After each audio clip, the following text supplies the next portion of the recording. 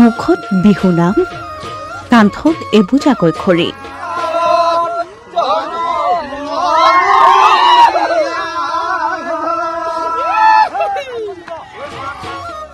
ভোগালীৰ মেজি সাজিবলৈ নদীৰ পাৰৰ পৰা খৰি অনাৰ পৰম্পৰা।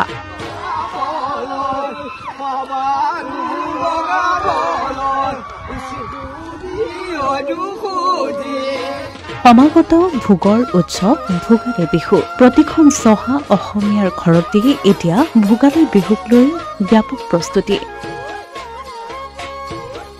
আঘোণৰ পথাৰৰ পৰা লখিমী অনাৰ পাছত এতিয়া ঘৰৰ চোতালত ধানে চাউলে নদন বদন পৰিৱেশ। এই পৰিৱেশৰ মাজতেই ভোগালী বিহু উদযাপনৰ বাবে গাঁও অঞ্চলত প্ৰস্তুতি তুংগত উঠিছে।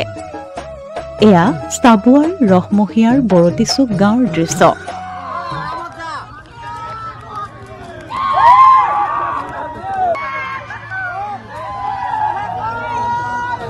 ভোগালী বিহুক লৈ অসমৰ চহা জীৱনৰ মাজত থকা বহু পৰম্পৰা কিছু কিছু গাঁৱত ৰাইজে এতিয়াও ৰক্ষা কৰিছে। ইয়াৰ ভিতৰত বৰতিচুক গাঁও অন্যতম। ভোগালী বিহুৰ পৰম্পৰা ৰক্ষা কৰি বৰতিচুকত ভোগালীৰ মেজি সাজিবলৈ নদীৰ পাৰৰ পৰা আনিলেগৈ খৰি।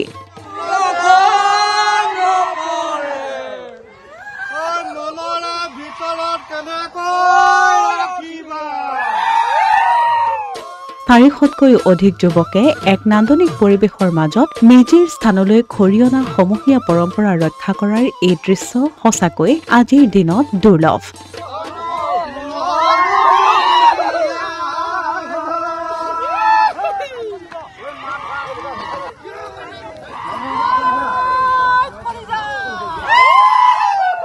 ইয়াৰ মাজতেই কিন্তু অসমীয়াৰ হেঁপাহৰ বিহুনাম এফাকি গাই এপাক নাচিবলৈ নেৰিলে গাঁৱৰ ৰাইজে।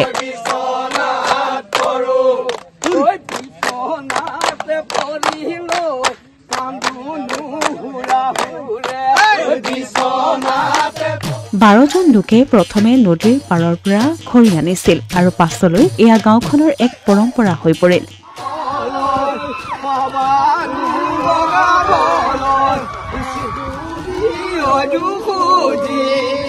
আজু ককাৰ দিনৰ এই পৰম্পৰা ৰক্ষা কৰি অতিকৈ সুখী গাঁওখনৰ লোক।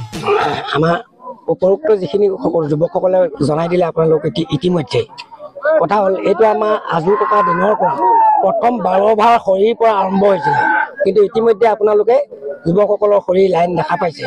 গতিকে এই পৰম্পৰা আমাৰ মানে সদৌ অনাগত দিনসমূহলৈকে যে জীয়াই থাকিব, যে আমি জীয়াই ৰাখিম, এইটো আমাৰ আশা। এইটো আমি আশা কৰিছোঁ। আৰু আজিৰ তাৰিখত প্ৰথমতে 12জন মানুহে নিছিল। নিশ্চয় 12জন মানুহেই প্ৰথম আৰম্ভ কৰিছিল। আমাৰ বছৰ হ'ল বহু বছৰ, আমাৰ মোৰ ককা দেউতাকৰ দেউতাক মানে পৰম্পৰাগত হ'লগৈ। আমি গাঁওখনত কিমান মানুহ আছে? গাঁওখনততো প্ৰায় 200-250 ঘৰমান মানুহ আছে।